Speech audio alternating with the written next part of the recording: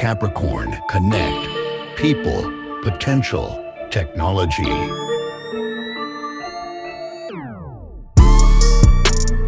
He holds a PhD in physics and worked for the global consulting company in the world, McKinsey. He has built a team of 50 consultants, and now Lucas de Croo de Jongh invests in startup and scale-up companies where he applies his experience and his knowledge as a venture capitalist and business angel. Lucas, thank you so much for being on the podcast. Thank you for being here. Well, thanks for having me. Lucas, would like to start the conversation by asking you, you have a PhD in physics, and what motivated you to study physics? I mean, it's a very natural, very science-driven subject. So what was your motivation behind that? It was an adventure, and it fitted well with the skills I had at the time. So it's very analytical. So I very much enjoyed it, and it built skills around thinking in models, thinking about hard problems, learning modesty because you bump into these amazing people. So. And how could you apply this knowledge also later in your profession as a consultant or now as an investor? Yeah, okay, so models are everywhere. Huh?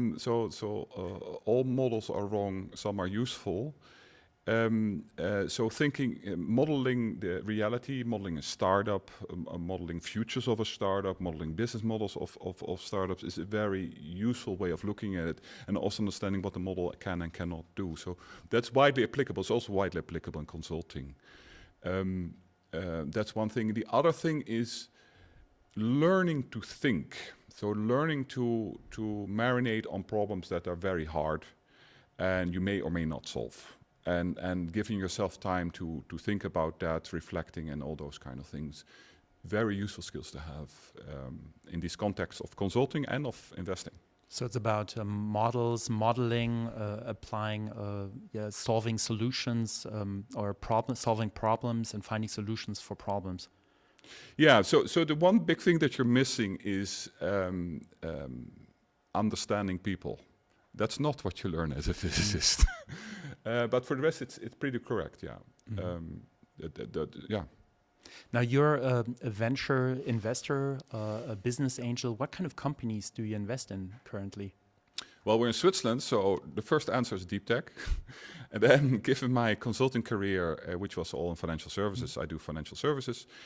And the third category is medtech. Medtech is 50% of the total startups in Switzerland, but I don't have the background, so I always have to be a writer who talks about risk, here comes the models, or talk about financials, but I need somebody in my due diligence team who understands medtech. Mm-hmm. Otherwise, there's no go. So medtech, financial services, that's your deep main tech. Background, deep tech as well. Yeah. With your 20 years of experience in the consulting business, how did that benefit you also in the investment process? What I see when I talk to startups, what helps them most, so that's, I think, a straight answer to your question, is first, very basic productivity techniques.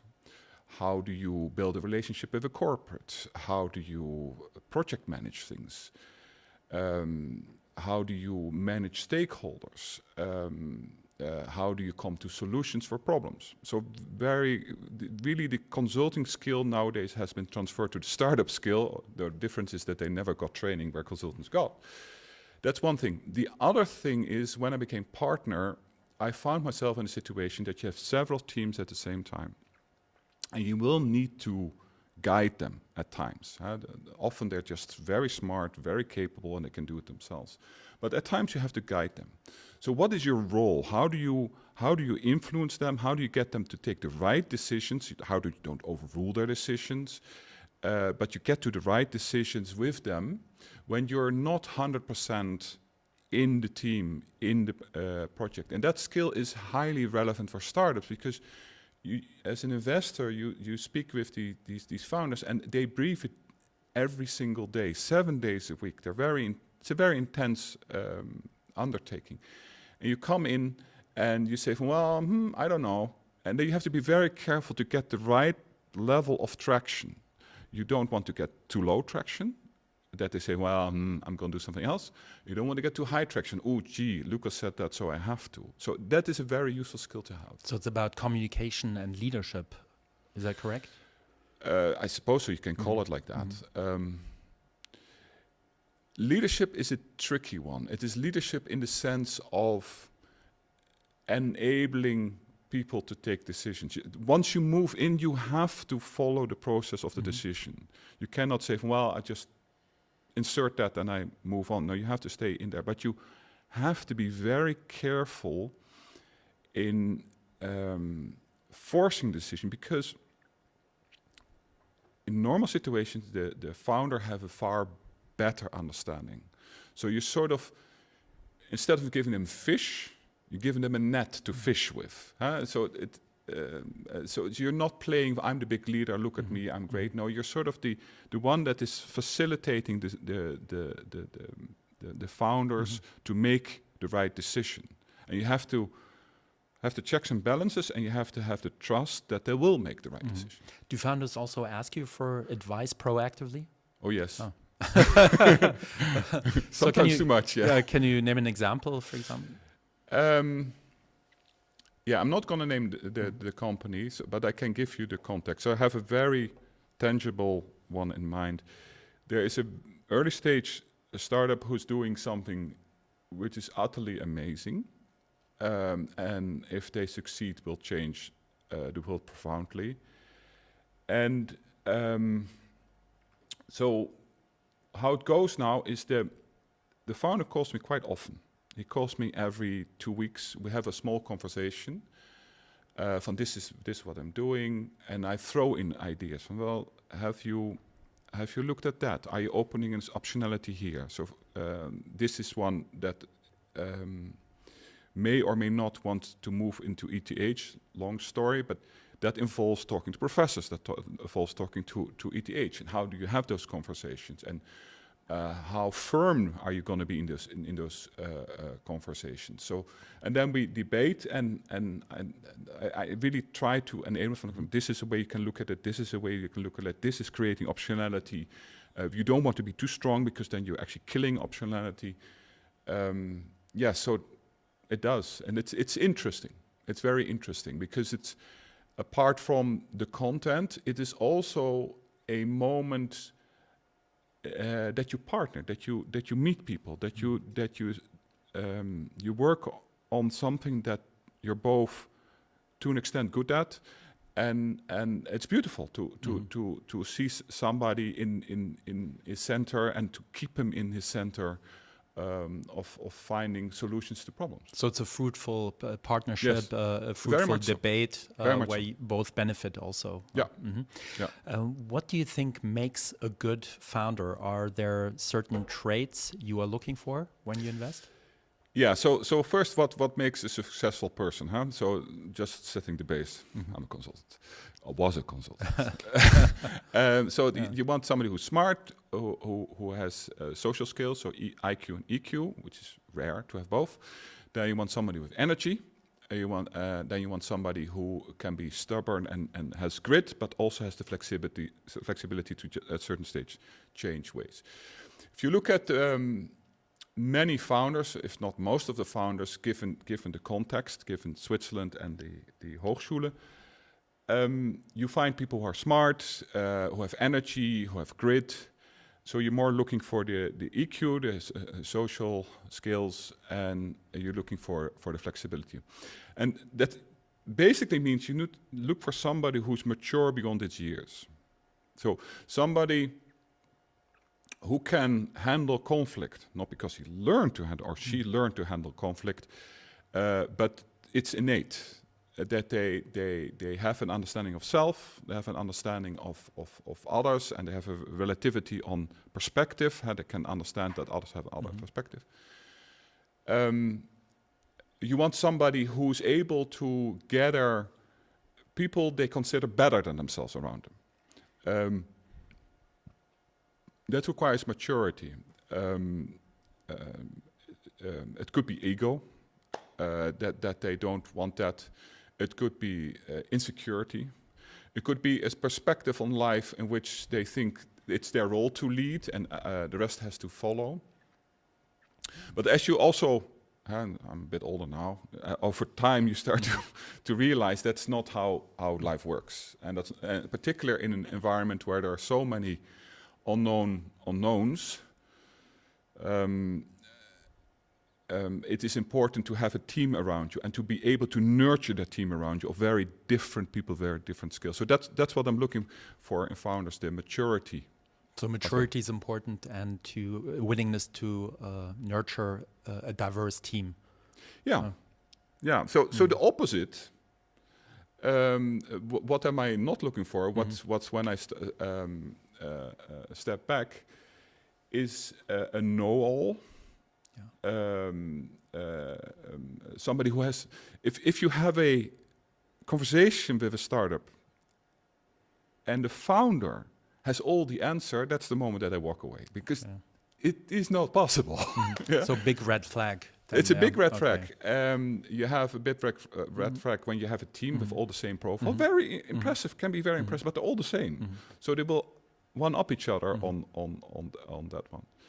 In the context of deep tech, I also walk away when it is a hammer looking for a nail, which often is the case. When we have this amazing technology and we can apply it there. Okay, why there? Because the technology works. Okay. So, yeah, the modesty, I think, is important. Lack of modesty or over-shouting, uncertainty. I like founders who say, well, I don't know, and feel vulnerable in the process, because it means that it's somebody who's going to grow, somebody who's going to develop new things. So being open to growth yourself and not having this attitude, I know everything and all. So, yeah. Yeah, and the product has to be good, of course. Yeah. Are there any other red flags you can think about now that come to your mind? It is situation specific. No, it's not one specific. Can you detect that immediately when you talk to founders? Like when you can do tricks. You can do tricks. Do you have like special questions you ask, trick questions?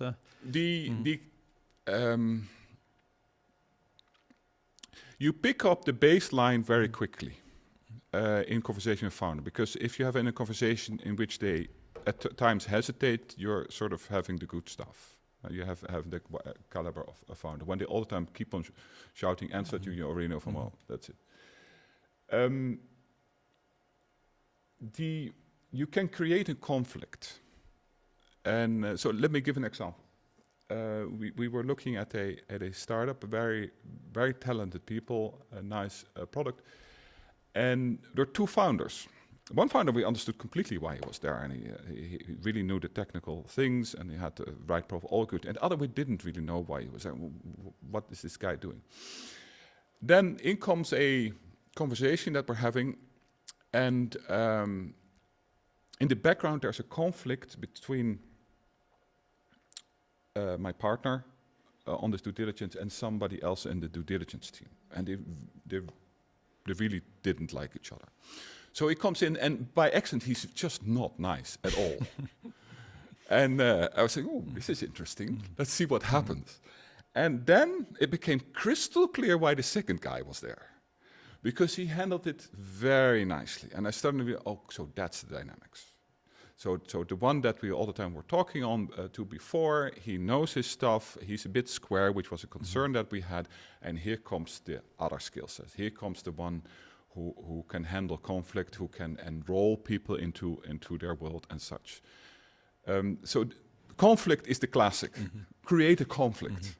And then see how the person... see how it pans out. Yeah, how it plans out. And conflict is good also because it creates a deeper level of trust.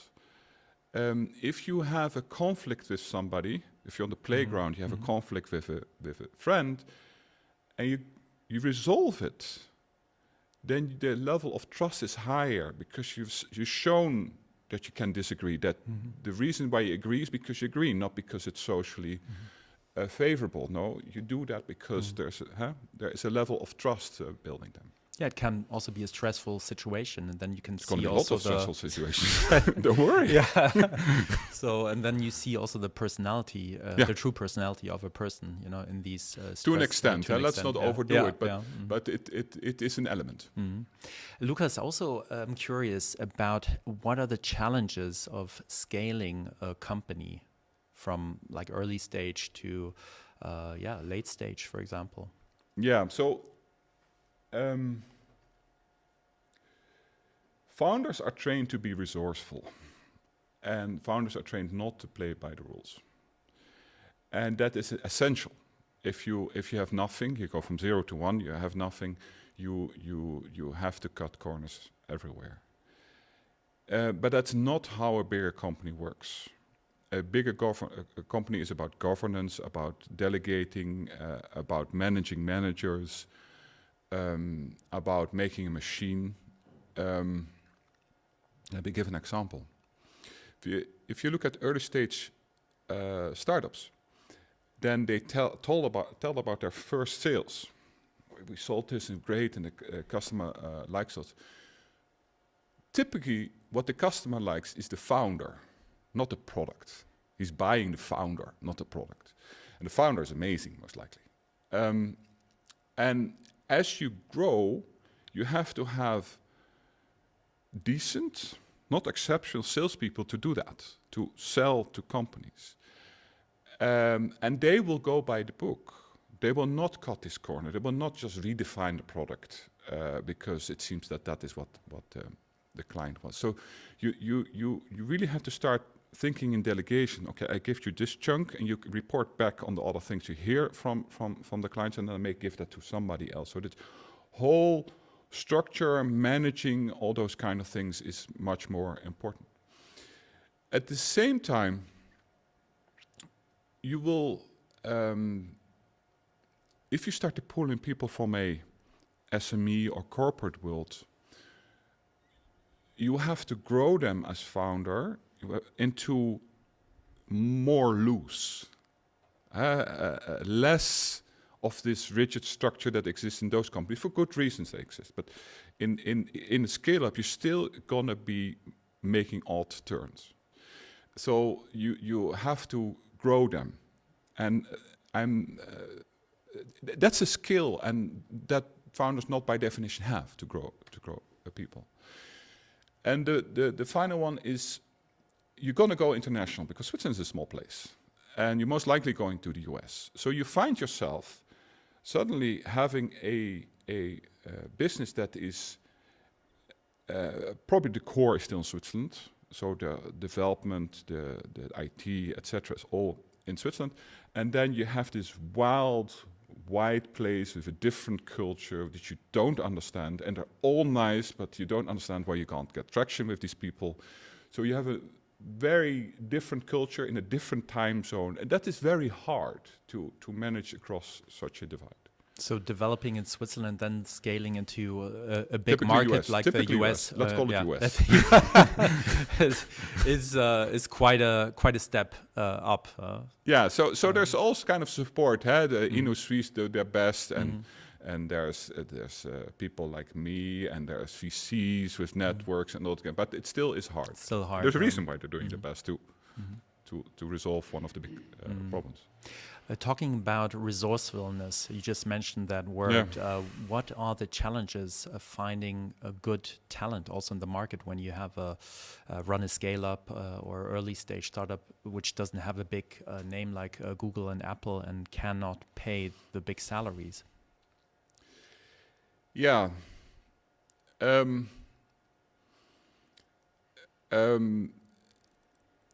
You have to inspire these people. And founders have to do that with no experience on inspiring people. So that is hard. At times I say to a startup, so there's one startup that is looking for a co-founder right now. I said, use me. I've done this before. Use me. I know how you get to how you get big under their skin. And all on the right terms. There's no chickiness, but you have to make a connection with what inspires them. And that's hard. That's hard in startups, but often they come with a founder team. So that's less often that you need to do it. With scale-ups, it is again hard because if you're gonna be in a scale-up in the management team, that's a red pill, blue pill moment. You become incompatible with corporate life. And they as a founder, if you hired into that. Okay. A founder is completely out there. Okay. No way. They already can't get back in because they always want unemployable, to basically. because they always want to work on the big problems, and they always just let go of the small problems where their boss has delegated that to them. That's but it's also for scale-ups, it is a problem in that they saying something goodbye to something, and so you have to manage that carefully from the startup side, that you de-risk it for them. That in the first period that there is a way out, there's a way back for them to get in. So that's unconvincing. It's inspiring and this managing the risk, transition risk for them. Now the process itself is hard. You have to find these people, and you can use companies like yours to do that, which probably a good thing, because finding people is hard. And then the final thing, which is very hard, is if you're sitting there as founder, and in comes somebody through the door, you have all these ideas of what this person should look like, whether it should be a man or a woman, what height, how forceful, how not forceful. And some of that is true, and some of that is bollocks. And so you have to work really hard to think, can this person, with these hopes and dreams, with these ambitions and fears, can this person lead this part? I'm in a different time zone. I'm 6 hours away. Can this person do that without me breathing in their neck? So I'm really talking about the leadership in startups. The hiring juniors in startup is much easier because you give them a defined task. They have an ambition in life which is different. They have a risk tolerance which is different. But really, for the leadership tip, that is what I see. Lucas, have you had experience with founders who came from big corporate and they set up like a new venture and they had challenges? You have a lot of these startups from very capable people. No doubt about it, understand corporate life very well, and they have a impressive background in many ways. They have many different skills, and they start a startup to solve the problem that they had in corporate life. And I think, listen, this was a huge problem for me in corporate life, and now I do a startup who will solve that. Yeah, and the first thing is, okay. I think somebody's working at corporate with that job description. You're just making them redundant, are you? And that's one. And second thing is, what gives you the idea that the corporate wants to outsource this? And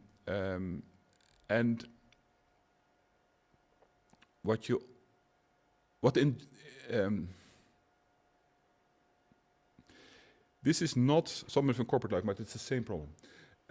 Startup who wants to automate with AI a administrative process, and they say, "Listen, this is how you do it, and it makes all perfect sense." But what they're not doing, so it's really a paper shoving automated process, and then it's digitalized, is already, but then you have to take all these PDFs, you get stuff out of the PDFs, you put them into form, and that kind of stuff, and that the AI can do all of that.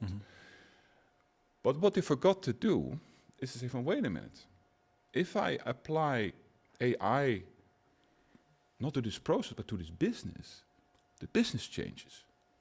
So they're trying to solve a small problem, whether they should just solve a much bigger problem And as a, by the way, you also solve that problem. And you see that a lot with corporates that they say, no, I solved this problem. This is the problem. Instead of reimagining the whole thing, we're doing a lot of reimagining now with AI. From a lot of processes are just not necessary anymore. A lot of parts of business will just disappear. And they say, no, we can automate this little process. Yeah, well, how about automating the whole department? How about automating the whole part of the business with AI? So it's almost they think a little too small. Yeah. Okay, they don't think in terms of big picture. You would. Yeah, but it's hard. Huh? Yeah. So you want traction, which solving a small problem helps to get traction. On the other hand, why would they go with you if you're just solving that problem? There's tons of people who can solve that problem, and they can look at you, say, "Oh," and say to the junior, "Could you just do that for us, please?" So you also have the other thing, which shows them that you can redefine the business. Other example, startups, funny enough, in the same sector, who got that right. They said, well, we can automate this process. It's by the whole financial service.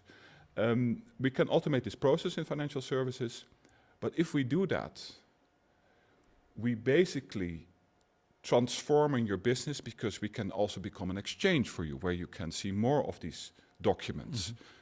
Nicely organized through that process, and then the whole business changes. So they did that very well.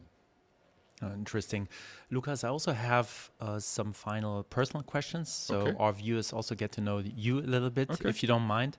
What kind of superpower would you like to possess if it was your wish and you had this wish? My wish for a superpower. Yeah, I'm too modest for that. I can't tell you what could be my superpower. And superpower is in the eye of the beholder. Huh? It's what the value is that you contribute to other people. If I look at startups, the value that they appreciate is the ability to contemplate on difficult problems, and that I guide them and help them grow. Be it on topics, on marketing skills or something like that, or be it on interpersonal skills. From hey, I observed you were doing the following. What were you trying to achieve, etc., etc.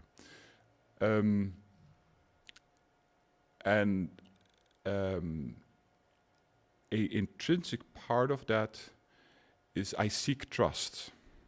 Trust is hard to get, and I'm fundamentally seeking that trust, and that allows mistakes to be made as long as the intention is there, and it also allows both founders and me to reflect upon, well, okay, this I can do, but that I can't do, so I need help with those things. So there you go. Okay. Is like if you would pick a autobiography, which one would you pick to read if you would buy one later in the shop or mall? I read very few, but okay, fine. So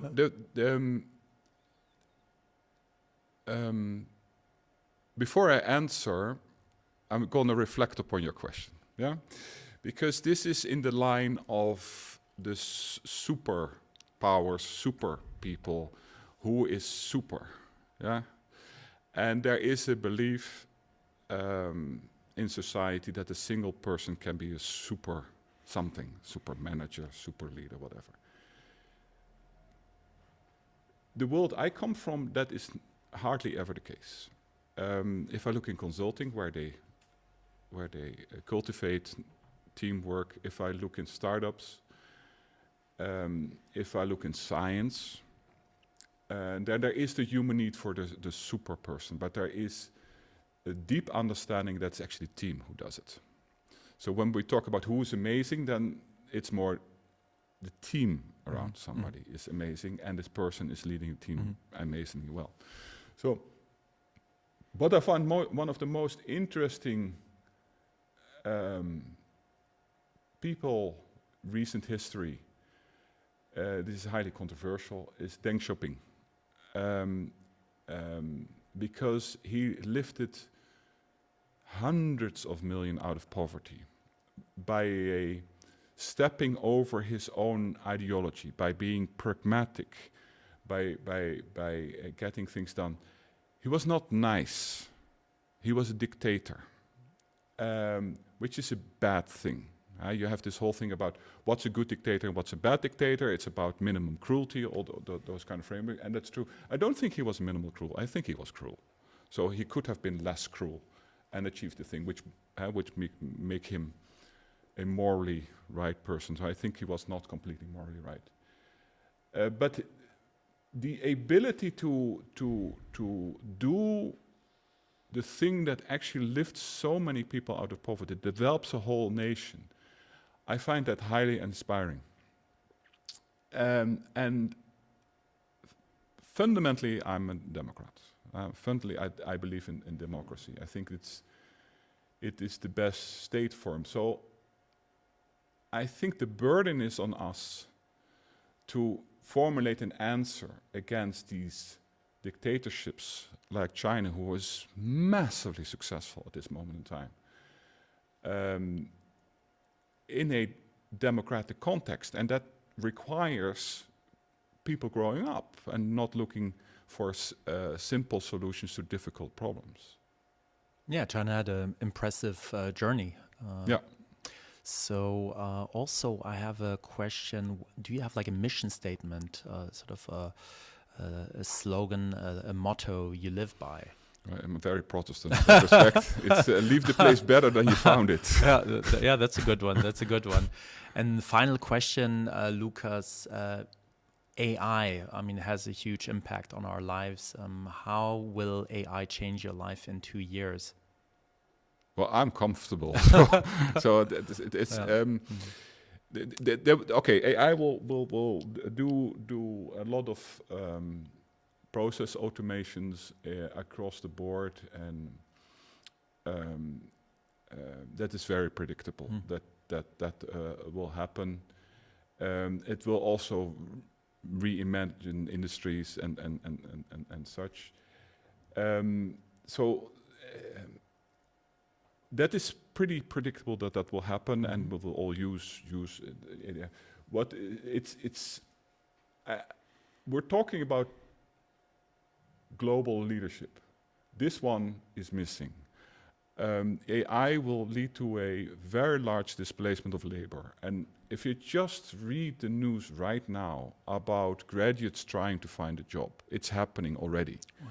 So all the entry-level jobs, what did they do? They basically did organizing tables, organizing text, organizing things, and AI can do that well. So you see this entrance into the workforce is being cut off. So this is happening in real time. And that is very concerning, because to maintain a society in which people can live lives worth living, they need to have a source of income. So it's a concern, and it is a lack of leadership there on a societal level to address this very large challenge that is coming our way. Do you think we will have discussions like universal income again? Will that be topics in the future?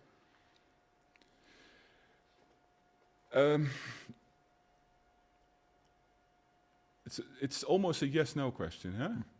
We will have universal income. It is. You can call it different things. You can call it a period which is financed so that you can re-educate yourself. It can be a little skew in medical cost away from the poorer people.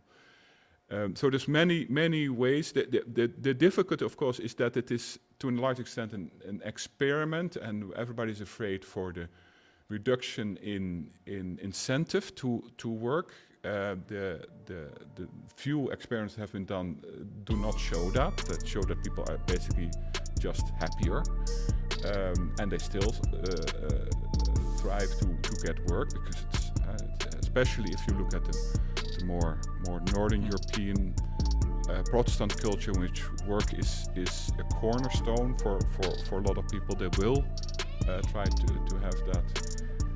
And I think there's just too little experiments. There have to be more experiments with how can you do it, because the problem is coming. We know that It will it's come, coming. yeah. Yeah. So remains to be seen. Yeah. Lucas de Croo de Jongh, venture capitalist, business angel, thank you so much for being here. It was a true pleasure. I'm looking forward to our next conversation. Likewise. Thank you.